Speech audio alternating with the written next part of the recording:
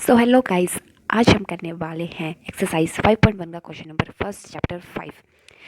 तो आप statement read कीजिए, अपनी बुक को साथ में रखिएगा। तो स्टेटमेंट है हमारी, the taxi fare after each kilometre when the fair is, fair मतलब किराया, ₹15 for the first kilometre and ₹8 for the each additional kilometre. तो सबसे पहले तो हम लिख लेते हैं हमारी जर्नी, कि हमें जाना मतलब कितने किलोमीटर हमें ट्रैवल करना है। तो जर्नी है हमारी सबसे पहले 1 किलोमीटर, कि जितना भी उसे ट्रैवल करना होगा उतना ही लिख लेंगे। हमें सिर्फ 3-4 किलोमीटर तक ही लिखना है, क्योंकि वो तो उसकी मर्ज़ी है कितना भी ट्रैवल वो करेगा। तो इसमें हम ले लेते हैं फेयर। फेयर मतलब कि कितना किराया। वो कह रहा है कि पहले किलोमीटर पर जो किराया है वो है ₹15, और जो फिर एडिशनल मतलब कि हर 1 किलोमीटर चलता जाएगा तो वो 8 मतलब कि उसमें प्लस होते जाएंगे। तो 15 + 8 कितना होता है 23, और फिर इसमें 8 प्लस करेंगे तो फिर कितना आएगा 31, और इसमें फिर से 8 के प्लस करेंगे तो ये आ गया 39। तो ये हमारी एक एपी फॉर्म होगी, हमें एक एपी ही फॉर्म करनी है। ऐसे ही सभी क्वेश्चन में बहुत ही ज़्यादा सिंपल है। तो इधर आप लिख दीजिए एपी 15, 23, 31 और 39, ये एक एपी फॉर्म हो गई। तो अभी सेकंड क्वेश्चन पे, सेकंड क्वेश्चन क्या है, जो अमाउंट है ना जो जैसे कि जो सिलेंडर में जो एयर प्रेजेंट है वो कितनी है हमें नहीं पता। तो सबसे पहले तो ये लिख लेते हैं, the air let the air present in the cylinder कितनी है, एक्स हमें नहीं पता है। वो क्या कर रहा है, वो वैक्यूम पंप लगा रहा है और 1/4 एक बार में हवा को बाहर निकाल रहा है। मतलब कि जैसे हवा सिलेंडर के अंदर है, उसमें मतलब कि वैक्यूम पंप लगा के उसमें से एक बार में कितना निकाल रहा है, 1/4 निकाल रहा है। तो सबसे पहले तो क्या होगा कि जो एयर है ना सिलेंडर की, जो एयर वो हमने एक्स मान ली। तो सबसे पहले क्या, कौन सी एक्स लिख देंगे। फिर उसके बाद क्या करेंगे, एक्स माइनस कर देंगे उसमें से x/4, क्योंकि 1/4 वो हवा बाहर निकाल रहा है तो उसमें से वो माइनस कर देंगे। तो ये इधर हमने माइनस कर दिया। तो इस ये कितना आएगा हमारा 3x/4। तो अभी हम एक और मतलब कि एपी तो मतलब 3 टर्म्स के होते हैं ना, तो फिर से एक और 3/x4 मतलब कि सेकंड को ले लेंगे। तो अभी इसमें से माइनस कर देंगे 1/4, क्योंकि वो बाहर निकाल रहा है, और मल्टीप्लाई कर देंगे 1/4 से। तो ये कितना आ गया हमारा 9x/16। तो ये, तो फिर डी, डी कैसे निकालते हैं कि A2 में से A1 माइनस करके, ठीक है। तो A2 में से A1 माइनस कर देंगे तो हमारा कितना आ जाएगा 3x/4 माइनस एक्स, माइनस कर देंगे कितना आ जाएगा हमारा -x/4। और फिर हम A3 में से A2 माइनस कर देंगे, फिर कौन सी टर्म आ जाएगी हमारी सेकंड टर्म। तो इसको अगर माइनस करेंगे तो 9x/16 माइनस 3x/4 ये आ जाएगी। अब इसको सोल्व करने पर हमारी आएगी -3x/6। तो इसमें क्या हो रहा है कि ये स्टेटमेंट एपी फॉर्म नहीं करेगी, क्योंकि डी हर बार मतलब कि सेम नहीं आ रही है, that's not same.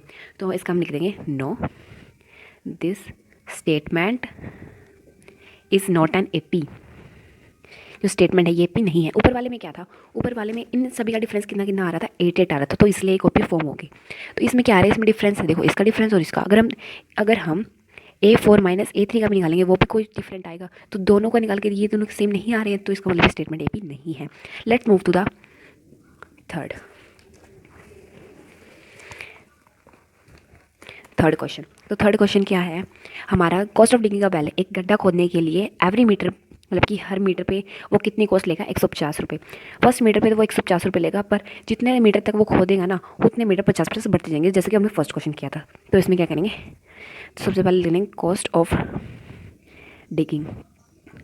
Cost of digging 1 metre खोदने में कितना ले रहा है 150, क्योंकि उसने बोला ना फर्स्ट मीटर खोदने में तो 150 लेगा। फिर सेकंड मीटर पे कितना लेगा, इसमें 50 ऐड हो जाएंगे तो 200 हो जाएगा। इसमें थर्ड मीटर पे कितना लेगा, थर्ड मीटर पे 250 लेगा, एंड फोर्थ मीटर पे कितना लेगा 300। तो ये एक हमारी एपी फॉर्म होगी। तो ये क्या है देखो, 150, 200, 250 और 300 एक एपी फॉर्म होगी। अब हमें इस एपी का निकालना है डिफरेंस, क्योंकि डिफरेंस निकालने के बाद ही तो पता चलेगा ना कि मतलब कि डिफरेंस अगर सेम नहीं आए तो ये पी नहीं, अगर सेम आए तो ये पी है। तो डिफरेंस कैसे निकालेंगे, डिफरेंस सबसे पहले तो A2 में से A1 माइनस करेंगे। A2 क्या है 200 माइनस 150, क्या आ रहा है हमारा 50 आ रहा है। और फिर हम फिर से A3 में से A2 माइनस करेंगे, मतलब कि इनके बीच में डिफरेंस निकाल रहे हैं। तो इसमें से 250 में से 200 माइनस करेंगे, कितना आ रहा है 50।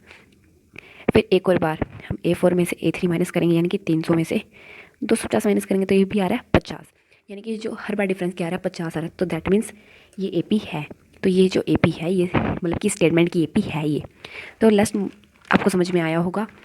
तो चलो फोर्थ क्वेश्चन पे, फोर्थ क्वेश्चन फोर्थ क्वेश्चन में सबसे पहले पढ़ते हैं, ये जो अमाउंट है ना मनी की, मतलब कि जो amount of money in the account every year 10,000 is a deposit eight compound interest eight 8% per annum.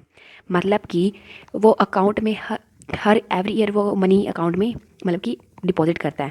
सबसे पहले उसने मनी डिपॉजिट की है 10,000 की, और उस पर कितना इंटरेस्ट रेट लगा है 5%। तो चलो निकालते हैं। सबसे पहले वो स्टार्टिंग मनी जो सबसे मनी उसने डलवाई, मतलब कि सबसे पहले बैंक अकाउंट में डलवाई, वो कितनी थी 10,000 थी। तो फिर अमाउंट आफ्टर 1 ईयर, हर साल वो मनी डिपॉजिट करेंगे ना, तो हम निकालेंगे फिर अमाउंट, क्योंकि हमें पे फॉर्म करनी है, अमाउंट आफ्टर 1 ईयर कितनी कितनी अमाउंट निकालेगा। सबसे पहले तो ये 10,000 कैसे लिख लेंगे, पर कितना इंटरेस्ट रेट उस पर लग रहा है 8%। 8 तो ऊपर आ जाएगा, बट परसेंट का क्या आ जाएगा 100 नीचे से कट हो जाएगा, ये कितना आ जाएगा 800 आ गया। अभी हम सेकेंड ईयर का निकालेंगे।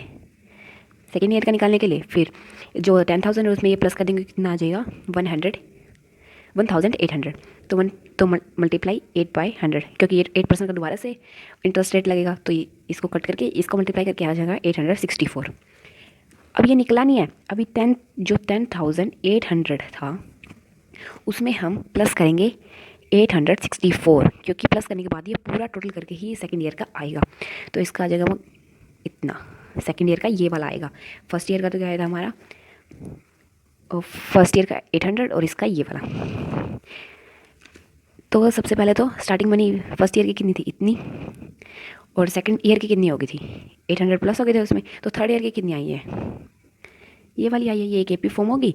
तो अब ये जैसे कि आप देख सकते हैं, अभी हमें डिफरेंस निकालना है। डिफरेंस कैसे निकालेंगे, A2 माइनस A1। सबसे पहले तो A2 में से A1 माइनस कर देंगे, कितना आएगा 800। अब दोबारा से निकालेंगे A3 माइनस A2। अगर इनका डिफरेंस सेम आया तो ये पी है, अगर डिफरेंस सेम नहीं आया तो ये पी नहीं है। तो इसका दोबारा से निकालेंगे माइनस 1,800 और ये 864। तो डिफरेंट, तो आप देख रहे इसका डिफरेंस और ये दोनों सेम नहीं है, तो इसका मतलब ये ए पी नहीं है। तो डी इज़ नॉट सेम, तो हम लिख सकते हैं कि डी इज़ नॉट सेम, और hence it is not not an A P. तो ये पी भी नहीं है। आई होप आपको सारे क्वेश्चन समझ में आए होंगे। तो सेकंड क्वेश्चन की भी वीडियो जल्दी से आ जाएगी। I hope you like it, to subscribe and like my channel. Okay bye.